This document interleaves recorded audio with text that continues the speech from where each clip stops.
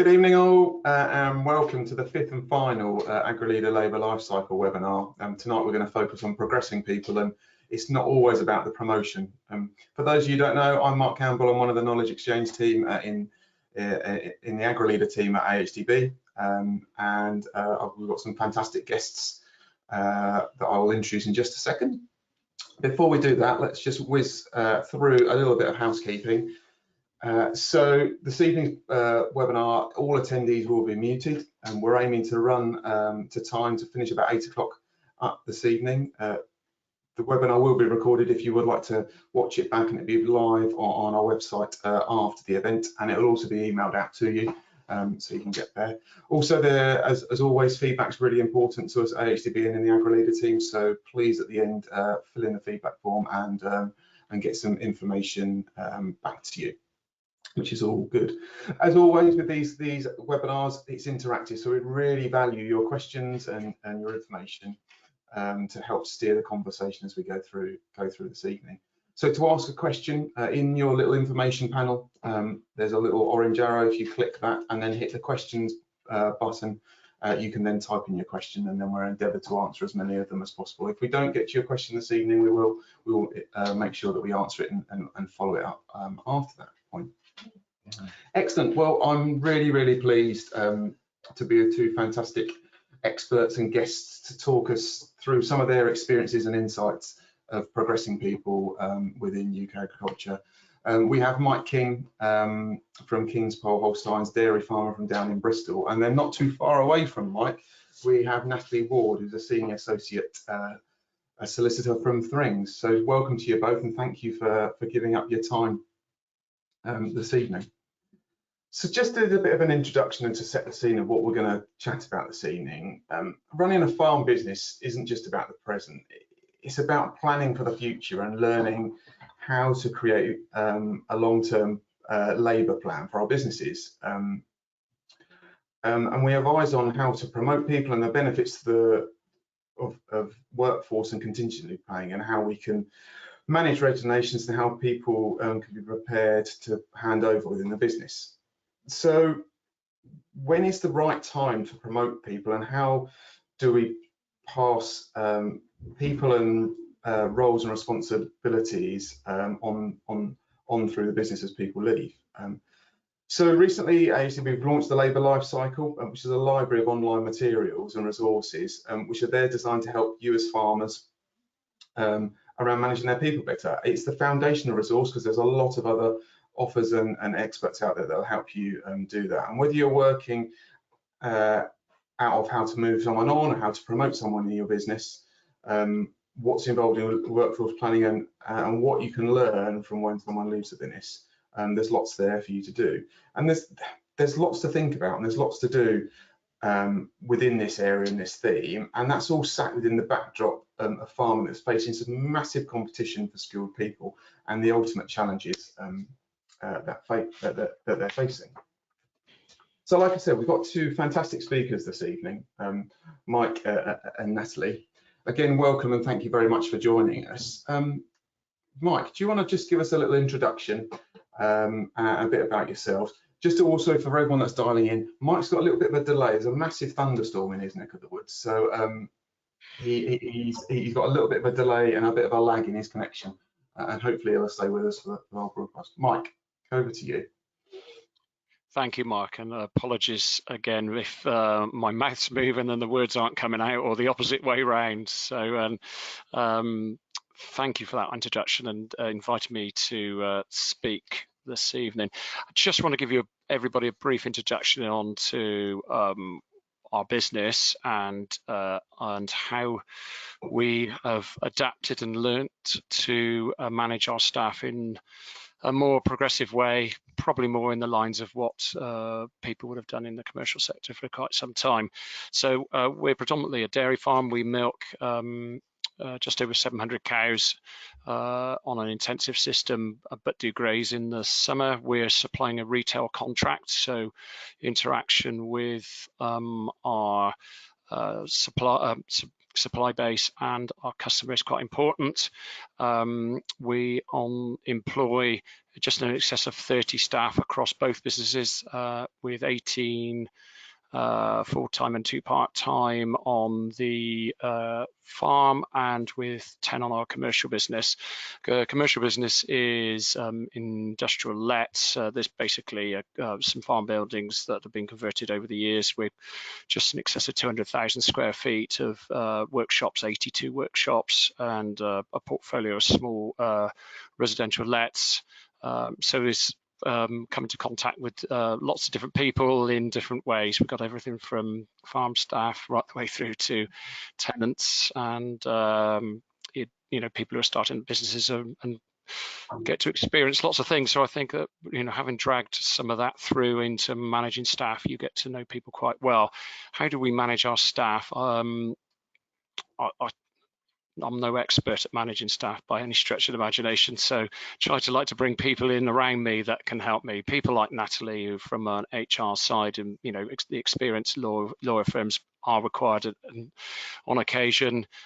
We also use a company called Real Success. Paul Harris and his team, they help a lot with the insights programs, training, annual reviews, which is the springboard for most of the conversations within the employee field. And we also use Kite Consulting, who do some recruiting as well for us. So I think that probably gives you a very, very brief overview. And if there's anything more, Mark, just let me know. No, that's brilliant, Mark. That gives a great introduction. Natalie, over to you. Can you give us a bit of a background of you and what you guys get up to on a day-to-day basis? And some of you that might remember many years ago, Natalie was involved in some legal webinars and face-to-face meetings we did back in 2018, I think it was. It was a long time ago, yeah. Yes, well, thank you for having me here tonight. I have been with Thrings for probably about 18 years, so a very, very long time. And we have offices from London across to Bristol, and now all the way up to Ross-on-Wye and Lydney, where we've just merged with a firm called Oakles that is quite well known, I think, in the agricultural sphere up there. We seem to have lost Mark. Oh no, he's back. And by far the sector, our largest sector as a firm, is agriculture, and I think we probably have the largest number of agricultural lawyers together in one group in the country. And we cover, well, they cover anything from sales and acquisitions, litigation, diversification, planning, renewables, proprietary estoppel cases. So yes, we are very well known in that sector. And although my clients span a breadth of sectors and industries, I am the person in the firm who will deal with any employment issues involving farms, farmers, landed estates, that sort of thing. So my experience is fairly broad in that respect, but to all intents and purposes, employment law is employment law, and it does apply across the board. The one area where traditionally it's been slightly different in agriculture is where the agricultural wages order was in force, now no longer in England, but still in force in Wales. So that is what distinguished employment law in the agriculture sector for quite a long time. But that, broadly speaking, is me and what I do. I'm very happy to answer questions later. Excellent, thank you both. And there's some really great experiences there from a very multifaceted business that you're running, Mike, and then the breadth and the depth of the areas, the industry that you look at from a legal perspective, Natalie, which should hopefully excite the discussion.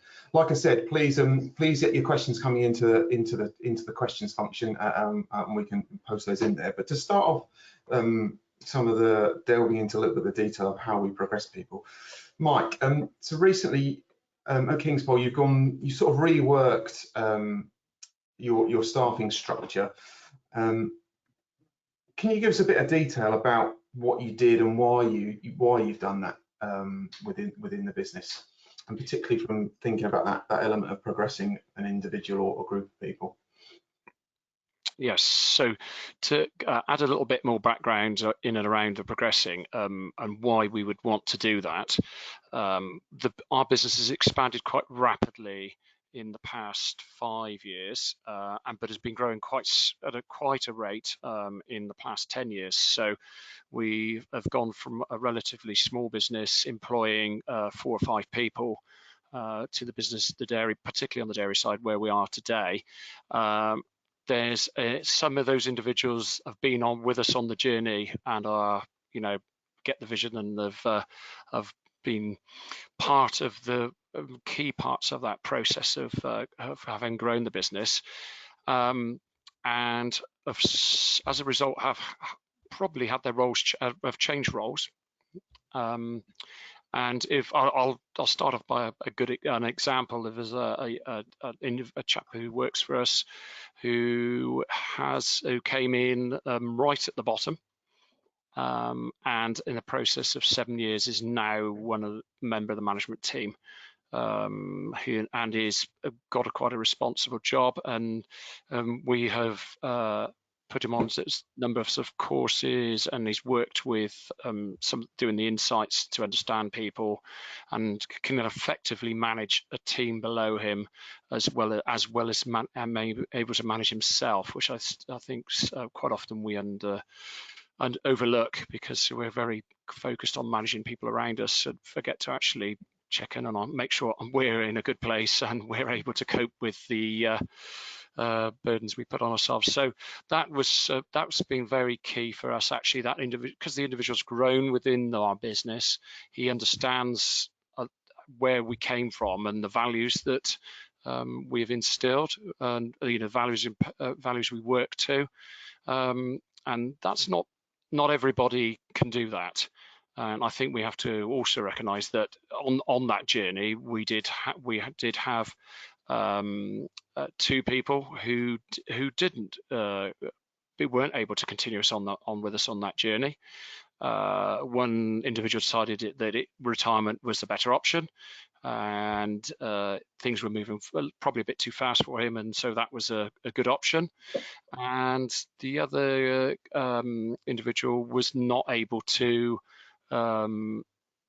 progress in the way that probably the systems and way we worked have changed. So he then moved sideways, and I was able to help him in that move, where he's moved to another dairy farm of a friend of mine, and is very successfully working there, and we still catch up. So that's, from my point of view, that's very a positive way, without losing that skill set out of the industry. No, that's a really, really positive thing there, that the business quite clearly has grown very, very rapidly, and you've tried to maintain people within that business that understand the vision and the values, but yet people that maybe wasn't quite their bag and wasn't quite where they saw themselves. You've had some options to move that out. So just come to you, Natalie.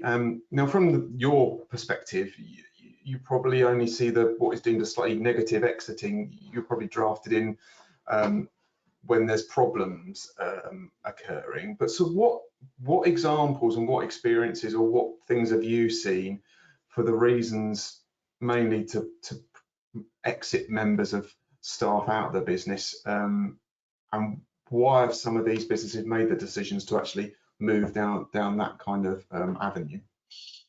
Yeah, that's right. I mean, definitely it's the case that we only really get contacted when issues become tricky, because as Mike has talked about, there are people whose journeys end naturally. They move on, they retire, there is that natural attrition in the workforce, but there will often be those occasions when you do need to move someone on, and they can be for lots of different reasons. Firstly, it can be a financial one that leads to the need to consider redundancies. It's not the sort of thing that everyone wants to go through, or anyone wants to go through, really. But you may find that you need to reduce your pool of workers, you need to reduce overheads, or sometimes in farming we come across a situation where you make a decision not to carry on a particular part of your business any longer for whatever reason. It may no longer be profitable, or it may not be what you want to be in, and that generally gives rise to a need to reduce your workforce accordingly. I remember having one client who simply was not going to have cattle anymore, so he was getting rid of his entire herd, so needed to make redundant his herdsman. So that's one reason. Another reason is for performance issues. As Mike suggested, things change, technologies move on. Sometimes there are staff who cannot keep up with that. They're simply not performing, or perhaps they have been over promoted along the way, or even recruited into a role that perhaps they weren't entirely suitable for. So, you know, as time ticks on, say beyond a probation period, and if it becomes apparent that they're not performing to the required standard, then one of the reasons that clients get in touch is because they need to know how to manage that. And that can be following a capability process, and it can end positively, or sometimes it can end with a dismissal. Another one of the things that we deal with a lot is misconduct. So that can be quite wide ranging. It can be anything from insubordination, persistent lateness, bad attitude, to more sort of obvious forms of things like bullying, theft, physical violence. They are examples of misconduct, and they can be reasons why business owners and employers need to deal with them and potentially move people on. Another couple of examples, ill health is one that we come across quite frequently, and that can be where there is persistent short-term illness that is impacting upon attendance. And the other one is long-term absence, where an employee may have a long-term illness or a disability and is unlikely to be able to return to work, or at least not within a reasonable period of time. And so we need to look at how to manage that. And I did have a client relatively recently who had exactly this scenario, with a very long-standing employee who had an injury to his hand, and he had various other medical conditions, including a heart condition, that really impacted on his ability to do his job.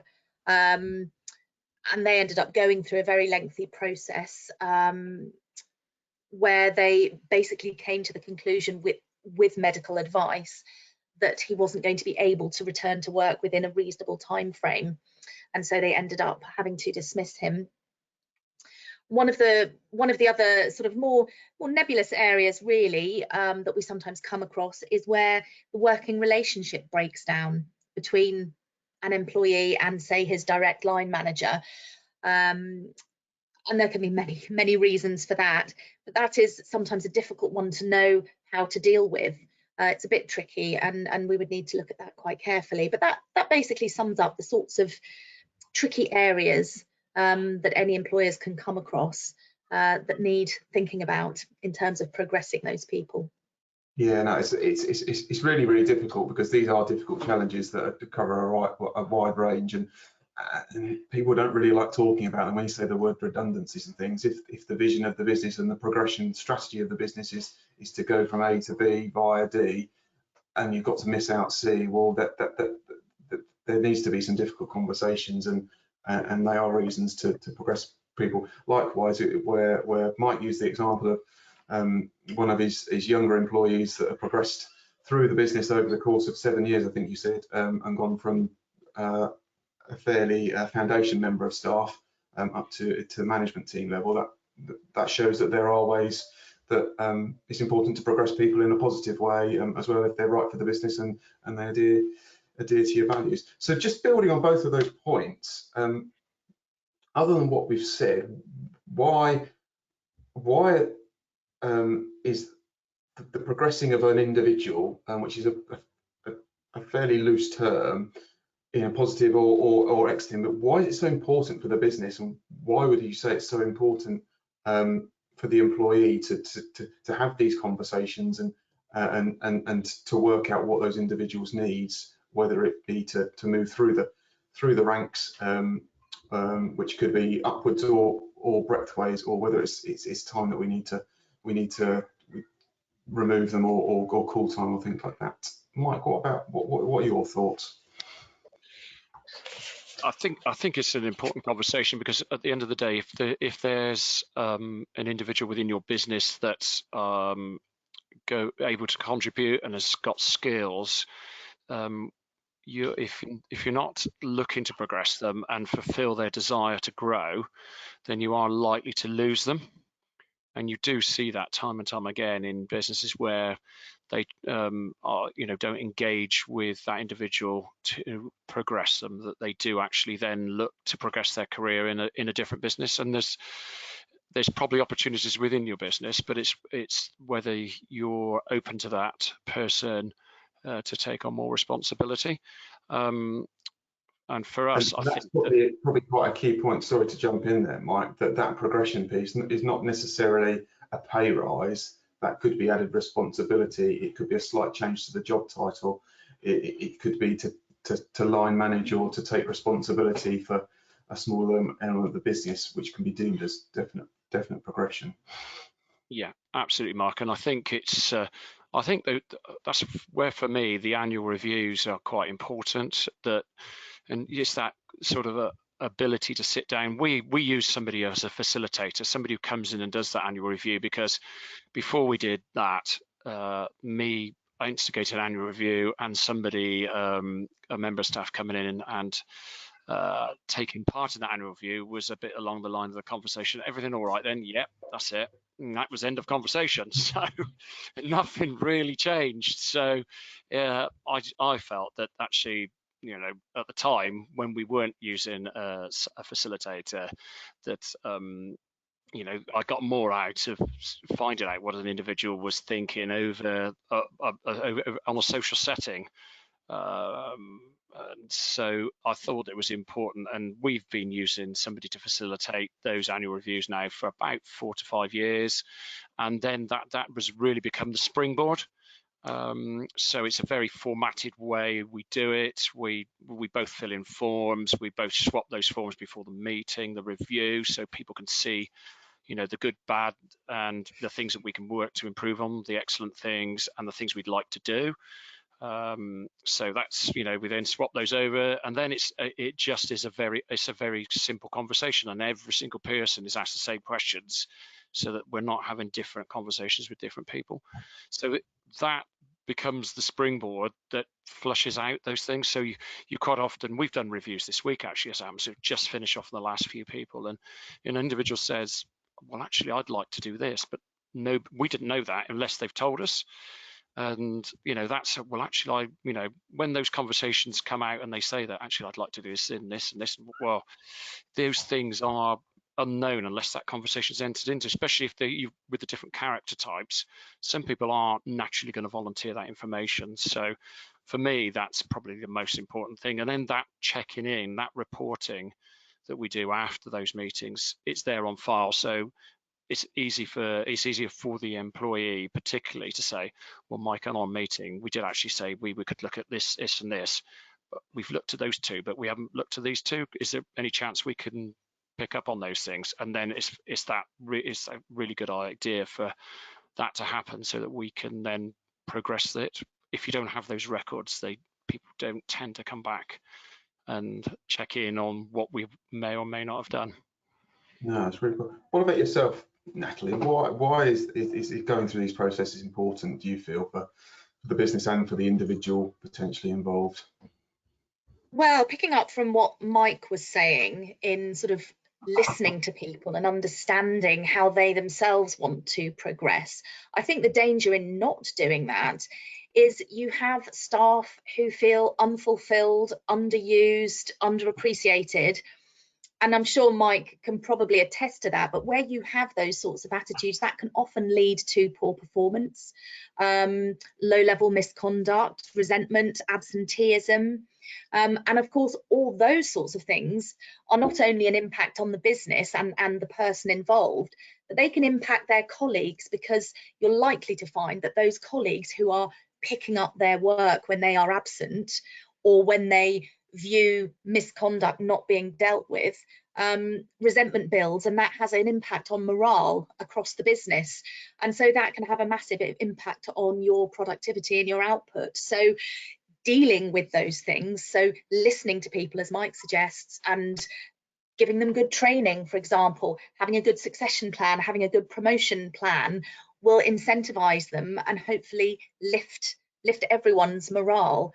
But obviously there are occasions when you do have to deal with things, and that's where these sorts of processes that I would advise on come into play, because ultimately if you do need to dismiss someone, particularly someone who's got 2 years service and therefore the right to bring an unfair dismissal claim, you have to make sure that you firstly dismiss them for a fair reason, and those fair reasons are redundancy, misconduct, capability, and one that's known as some other substantial reason. And all those reasons for dismissal come with them a process that you have to follow that forms part of that fair dismissal. So in that respect, it's risk mitigation. You want to make sure that you do things properly when you get to that very formal stage, because what you don't want is the risk of an unfair dismissal claim, or worse, in the employment tribunal. No, I think there's some really, really important points there, and sort of from Mike's perspective, by communicating and by having a bit of a process of formal reviews, and utilising a third party is probably really good, because it is fairly impartial. And I imagine staff members open up a little bit more than they would when they did with you, Mike, around the kitchen table with a cup of tea, and everyone goes, "Yeah, you're right, well, let's go and crack on." You actually, but the information that you harvest from both the employees from you, and you from the employees, you can see where individuals want to go. You can see which piece of the jigsaw puzzle fit where in the strategic plan of where the business is moving over the next 5 years. So you can start to make those succession planning pieces and have an understanding, which not necessarily has to be a big document or a file, but it just could be something that you've noted down. And then that's recorded as well. And I think a lot of people don't record things, then come back to it, and allow the employees to come back to it. So, we said we'd do that and we haven't done it, or you said you were going to do this and you haven't done it, and you can build on it. And then I think the point that you made, Natalie, that by doing nothing, the damage to potentially the business, the other employees or the staff or the family members, whoever it may be, could be actually catastrophic and could have major consequences. If you're in a team and one of Mike's team does something untoward and it's brushed under the carpet, that sets that precedent, and then that can just be a downward spiral in terms of other behaviours that you don't want to encourage within the business. So by doing something, it's really important, and having an understanding of what your employees are capable of, and what they can actually do.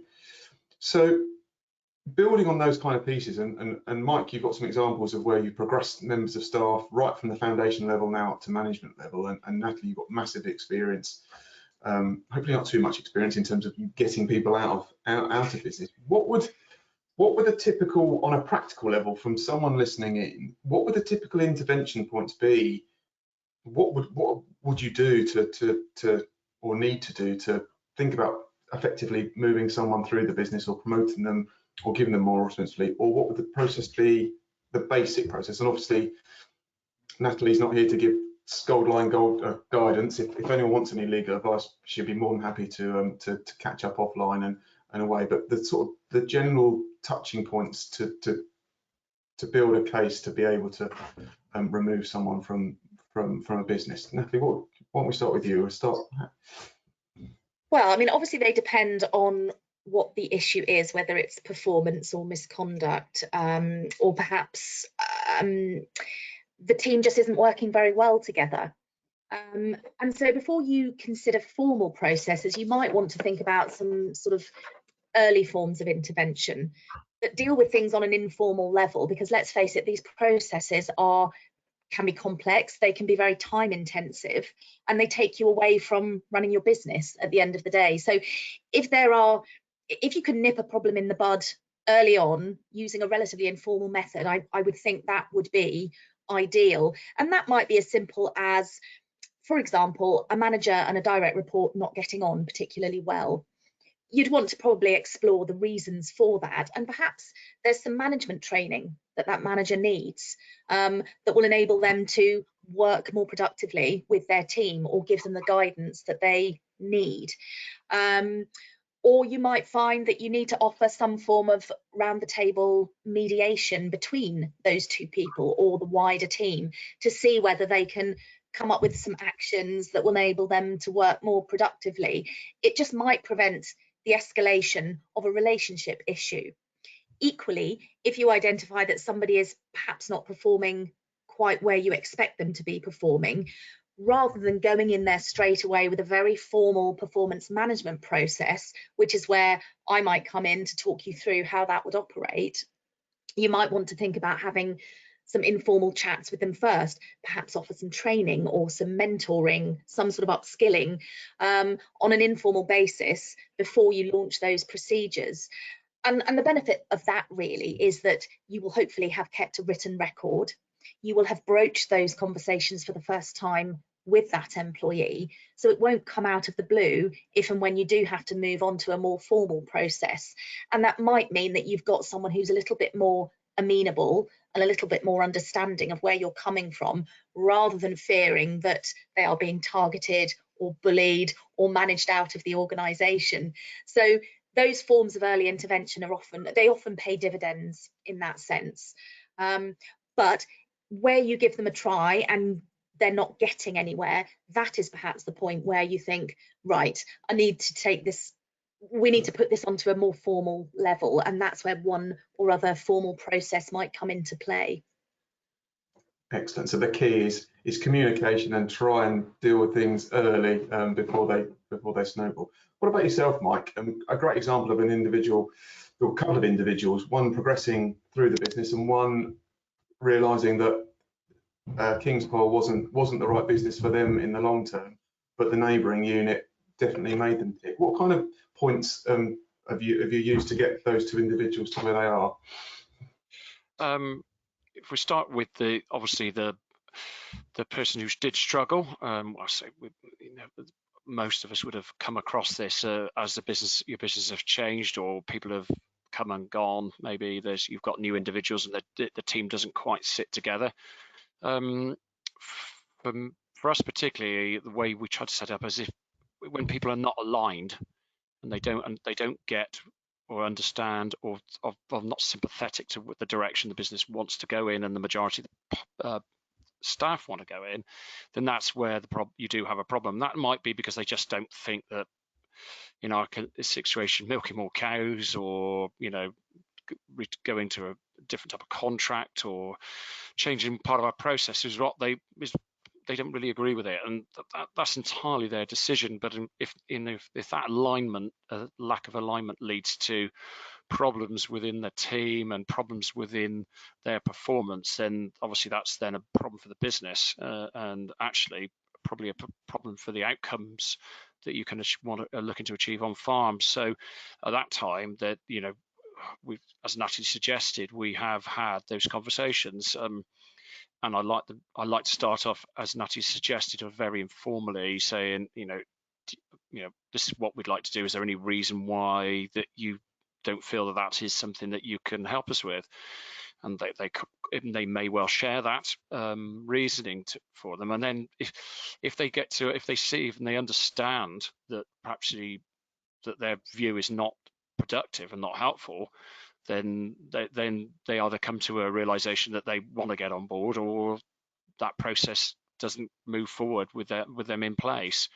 And then that's when you do say, you'd have to have those more difficult conversations that, this isn't going to work for you, and it's certainly not going to probably be a great outcome for the business as well if you're not aligned with what we're trying to achieve. No, thanks. Yeah, but that alignment piece and ensuring that the individuals are on the journey and are fitting within business is so important. And again, the communication piece comes down that talking and that understanding. And if it isn't the case, then looking for ways out. We've had a question come in, which probably aimed a bit more at you, Mike. So, and the question is, have you ever had a liked member of staff leave and move on? And if so, how did you maintain the team's morale around that person after they'd left? We have had that actually happen. We did have a member of staff who left as it was very liked. I made a it's quite a challenging decision, was actually do an exit interview, and that's not everybody's cup of tea. So it can be a little bit brutal for both parties. And we did that, and because I thought it was important for us to learn and understand why they wanted to move on. They were very popular. How did we manage the message? I think you manage the message the best you can and say that, you know, that it was right for them, it was right for us as it happened for the business at that time.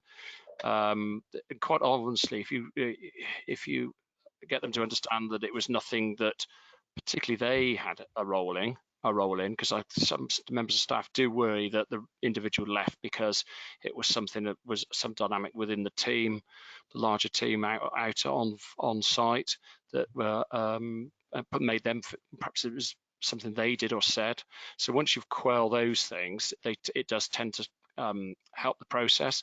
And then also, once you sell the vision that, you know, somebody else is coming in and they're going to be operating slightly different, and there's actually an opportunity. Does anybody want opportunity? Some people say yes, some people say no, they want to just carry on as they are.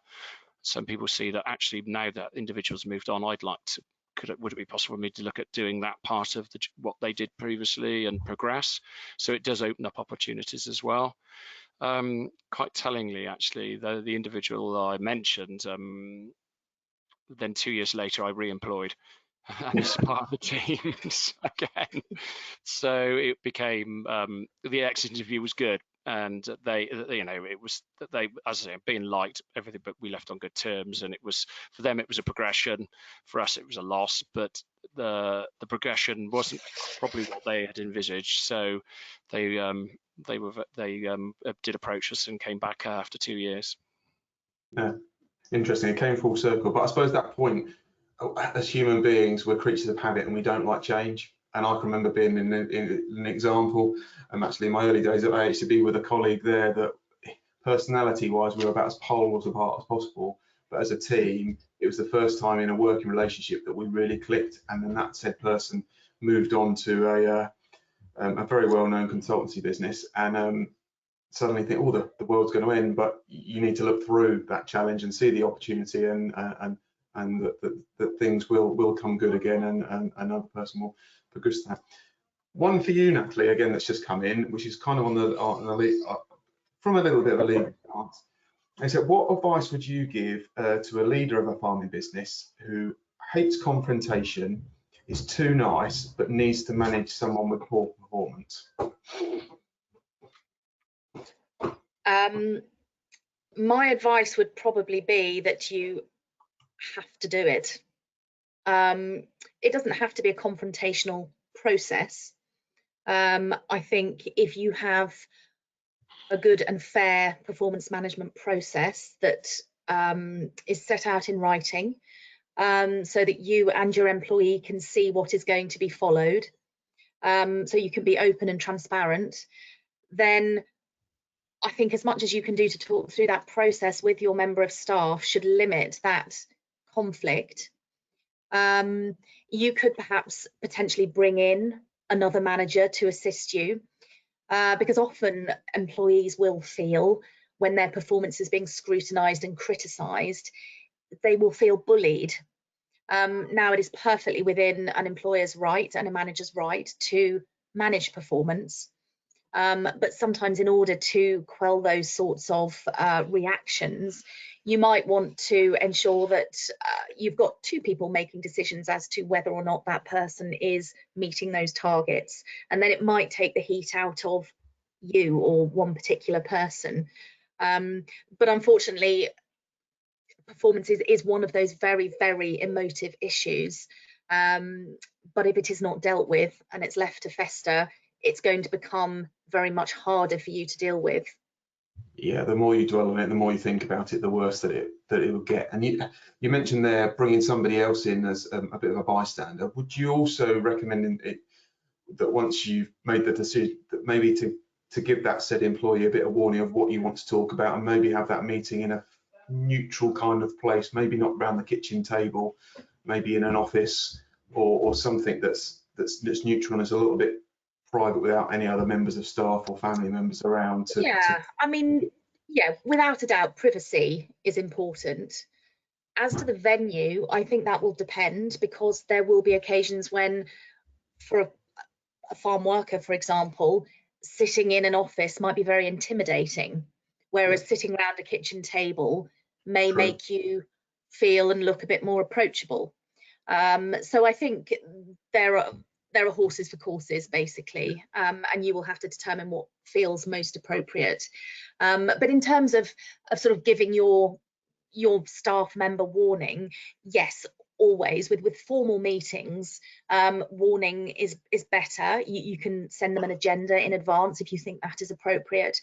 But if you're following something like a performance management process, then if you have that written policy in front of you, it will be clear what will happen at each stage. So there should be no surprises, really, and you shouldn't be ambushing your employee. They should know, having taken from the last meeting what it was they were expected to do, they will know what the content of the next conversation is going to be.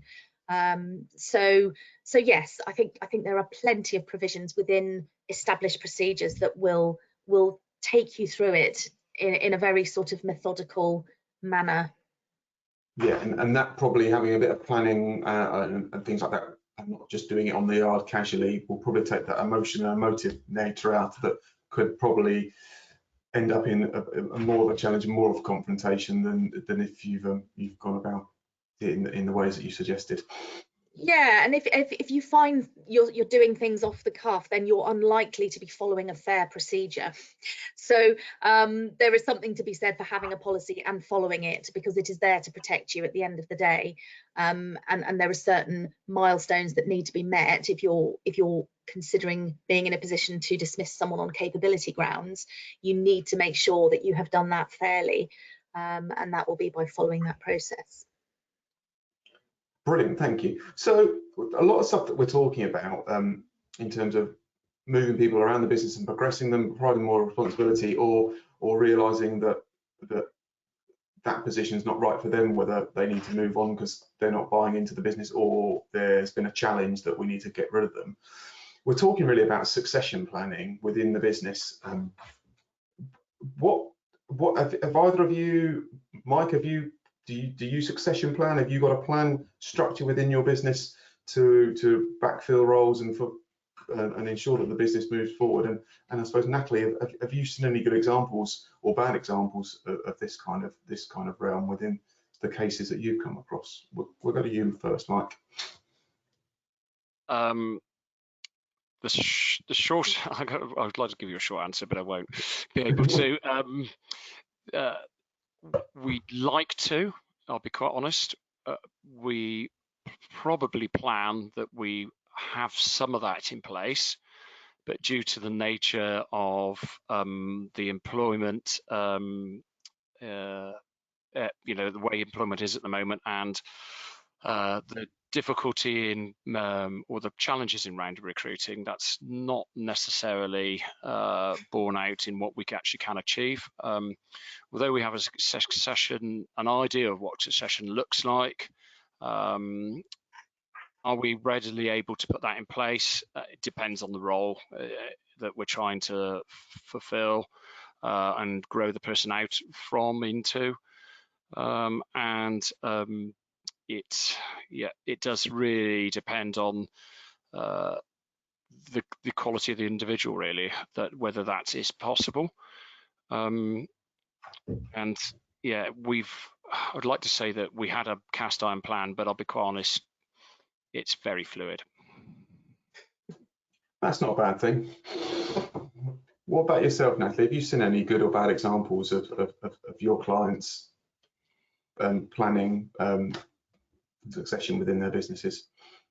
I mean, it's not really something I come across very often, really. But I guess the best that you can do is ensure that the staff you have are motivated and fairly rewarded, because that's going to give you loyalty.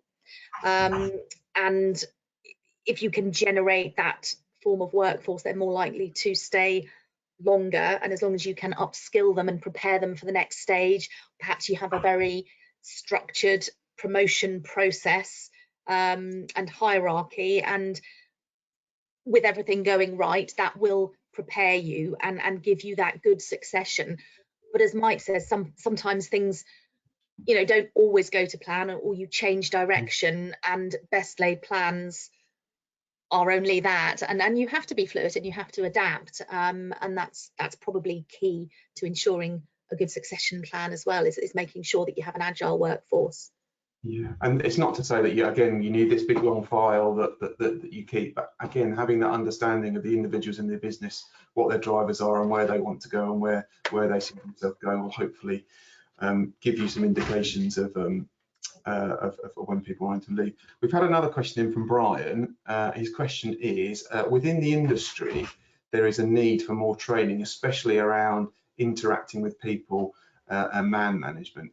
How do staff progress when their line managers or their business owners are struggling with poor leadership and poor management? Who would like to have a go? Answer that one. Mike? Oh gosh, that is quite challenging, because if their managers are not seeing are struggling with that in the first place, it's very difficult to see how actually you undertake that process to get it to move forward. I mean, there is training and management and that available. Whether that individual looks to do that off their own back is maybe something that they could consider. Obviously, signposting through some of the things that AHDB do would be a good starting place to start. There's obviously some great resources that are available on the website. And also there is the agri-leader type programs that somebody can get themselves onto if they feel that they want to progress. But obviously, if the people above them are not open to that, then I think that's what you meant, Mark. That is going to be a big challenge, I would have suggested. I think it's a massive challenge. I think a lot, like you're very, very right, that out there, whether it be at the AHD website, whether it be Real Success, whether it be Kite Consulting, other brands are available. There's a lot of resource out there that you can interact with to help yourself. But I suppose for me, it's the relationship that you've got with your employer, the business owner, that whether you could have these conversations, 360 reviews, and feeding back and being quite open and honest that this is where you want some development, and I feel that this is maybe one of your areas that you need to develop. Could be the way forward. But I suppose you don't want to end up in a conflict and a case that potentially ends in arguments and fallouts between employers and employees. Is there anything you'd like to add to that, Natalie? No, I think probably training is the answer there. Whether you can source it internally in the form of a sort of mentor system, if you feel that there are shining examples within your organisation, then perhaps you can draw on those, or as Mike suggests, external resources. And yes, you want to avoid conflict, you want to avoid making it more of an issue than it might be, and you could consider rolling out something on an organisation-wide basis or at a particular level, so that everyone benefits rather than just the person who has been complained about or criticised, if I can put it like that. Yeah, no, that's really good. So we're talking a lot about how we understand employees. This kind of element of running a business within agriculture, and I'm being very broad brush here, is not an area that a lot of farmers and businesses pay a huge amount of time and attention to. The whole managing staff people, the whole investing a little bit more time in focusing on doing reviews or whatever that may be. Mike, what from your experiences, what would you suggest to a farmer we're in a market at the moment where labour is it's a buyer's market. There's more jobs in lots of other sectors than anywhere else, so it's very, very competitive. Having an understanding of an individual to get them to stay in the business or progress in the business, what advice would you give to a fellow farmer of how they'd start and how they would invest a little bit more time into this area? What were the things that you'd share? to get them going? Good question, that, Mark. I think the place I would start would still probably there's several parts actually. First thing we did was we did some insights. So that's learning about people and people's characters, and because quite often, and I was guilty of this, not understanding why a certain individual within the team didn't get why I wanted it done now, and so once you understand the insights thing and get to understand how people are different, and for some people that's a massive shock, and it's quite often the light bulb moment when they suddenly realize, well, actually, if somebody's introvert, they're not likely to volunteer to do something, or if somebody's really detailed, they're going to want to know a lot more information than their colleague. So the first step that we did was actually do the insights in the whole team, and now any individual, even whether we're interviewing them, whether we have an insights done on them before we actually go to the second stage interview, so that we understand the individual and whether the fit within the team would be right, first of all, and then actually when we've done that, actually how we communicate differently with that person, because we're all different, and until we realize we've got to talk differently to everybody, then that would probably be my first step. I think that was very important, and for us it was a light bulb moment. It really was. We're thinking that we all think everybody thinks like we do, but they don't. And once we realized that I think that was the big stepping stone.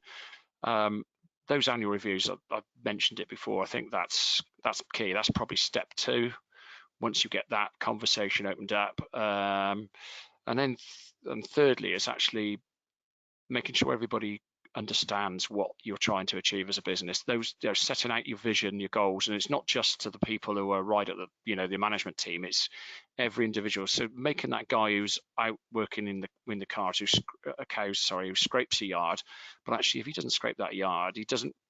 To make him understand that, help him understand that actually if the cows don't get scraped, that's not good for the cow's health, and if the health's not good, we're not going to be able to sell the milk for a better price, or and then the business is not profitable. Then when they understand that they're just as important as the manager, the person who orders, buys the feed, or whoever it is, once they understand that every single person in that cog is a cog in that wheel, really, and until they're shared, you share that with them, they probably aren't aware that how well quite often they're valued. And I think that for us again was probably the third step, really. Yeah, now understanding that you're a piece of the jigsaw puzzle, however big or small, or whether you're the edge piece or whether you're whatever, it's really important to understand. Natalie, we've had another question come in. When you've got a legal expert to sort something out, I'm assuming a problem, do they actually come onto farm and do the face-to-face meetings, or would with the employee in question, or is that down to me as the business owner with advice from you? The answer to that is no. A legal advisor wouldn't come onto the farm and assist with a disciplinary process or a performance management process, because that would be very, very one-sided and very intimidating for the employee. Now, at certain stages in certain processes, employees do have the right to be accompanied, but they don't have the right to be accompanied by a legal advisor. So if you were to be accompanied by a legal advisor and they were accompanied by a colleague, which is their right, that's very sort of one-sided. But if you're a business owner who really doesn't feel confident in dealing with some of those processes, then my recommendation, if you didn't feel that I could give you enough support in writing, for example, or in telephone conversations, then what we often recommend is external HR support.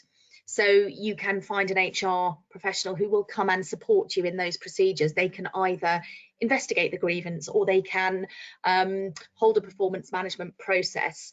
They can investigate misconduct. Ultimately, though, if you are the business owner, then really the decision that you need to make at the end of some of those processes is a decision that only you as the business owner can make. So regardless of what support you have along the way, ultimately, unfortunately, you are really the only person in that position to make that decision at the end of the day. No, thank you for that. Yeah, it's utilising the expertise and the professional advice that you can give. If you're not confident to do that, there are other means and ways, through various HR companies and functions that you can bring those people into the business. But I think you're right. If as the business owner, you need to do those bits that we don't like to do. Hopefully not very, very often, but you need to put in. I can remember in my first management role, I had to put a colleague that we joined the business on the same day. We'd been in the business 9 years together, and I had to put him through a full capability process as his line manager, which was not the nicest thing, but we kept it very, very professional. And still to this day, I'd quite happily take him out for a beer, and he'd buy me a beer, and it's those balances. Which is all good. So we're coming towards the end of the webinar now. In terms of wrapping it up, what for both of you, for farmers that are thinking and looking at this subject a little more deeper and looking at how we progress people within or without the business, what would your kind of top tips or your little nuggets that would be the areas to focus on, or just the flag points? Mike, you've talked about a few in terms of reviews and communication and getting that understanding. Are there any others? And then from you, Natalie, are there any key points that you would raise from what we've discussed so far? Natalie, do you want to go first? Yeah, so I mean, I think my top tips, if you like, would be to take advice at an early stage, so that we can guide you through how to deal with things, so that you don't put a foot wrong before it's actually all started and put yourself in a worse position than you would have been. So take advice early on. Secondly, I think planning and preparation is key. So if you're entering into these processes, make sure you have a written procedure. So policies, a performance management procedure or a disciplinary procedure, so that you've got something to follow, so that no one's, there's no surprise, everything is transparent, and prepare for those meetings. Write yourself down some bullet points so that you've got an agenda to follow, and be prepared, anticipate the questions that might come up, so that you are in control of those processes. Be prepared to have some difficult conversations. I'm afraid they do crop up, and as the business owner, you're going to have to take them. And then I think finally, don't forget that if you feel that something has gone wrong, or you want to avoid going through some of those lengthy procedures, then there is a process known as a protected conversation, which means that you and your employee can have a confidential discussion about bringing their employment to an end. And that's usually with a financial settlement and a settlement agreement that is signed, whereby the employee agrees to accept this settlement and they agree not to bring claims against their employer. So it ties off those loose ends. It might shortcut some of those lengthy procedures that neither you or the employee want to go through, and it gives you peace of mind that you have mitigated any risk of an unfair or unlawful process or an unfair dismissal against you. But that is certainly something you would need to take advice on first, because you need to understand, if negotiations failed and you didn't get a settlement at the end of the day, what your open position would be. So if that employee refuses that settlement, then you do have to know how you would deal with the issue in hand. So it is something, it's important to know how to position those conversations. So it's important to take legal advice before having those conversations. Brilliant, thank you. Anything else to add from your perspective, Mike? I'd just like to reinforce what Natalie says.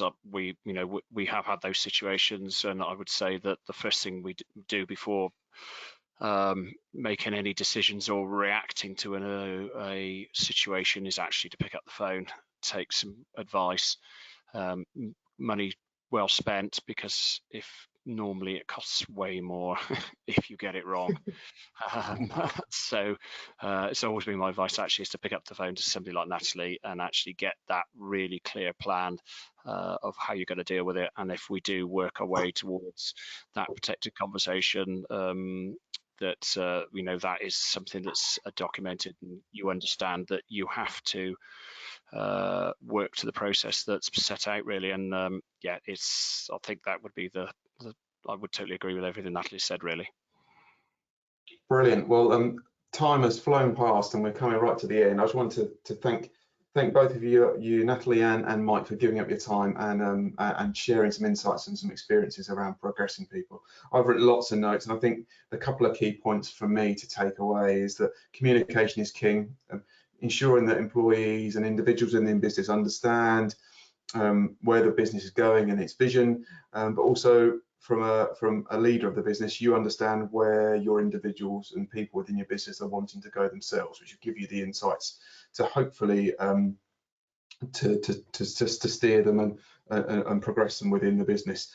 The piece around personality profiling, insights, and various other products are available is really a good tool to find out which jigsaw piece fits and how people can progress. The other point that Natalie, that you made about nipping problems in the bud, hopefully not getting to the point where we need to draft you in to provide advice, but nipping things, having those conversations, and being very well planned and thought through in terms of what you're asking, but always, like Mike has just endorsed there, is picking that phone up and getting some advice from a professional who's got more depth of experience within that area is definitely valid. I reckon we could have gone on for at least another hour. I had several more questions that I was going to ask, but we'll leave that there for now. There is the resource, the labour life cycle, for all of you listening. Please have a dial in. It's a foundation of resources that we're offering from AHDB to get everyone started and to utilise right from recruiting people right the way around to progressing people. Please feel free with that.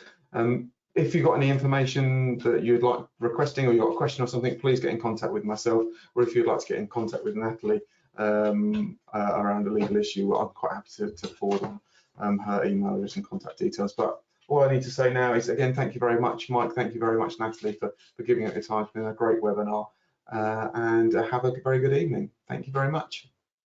Bye.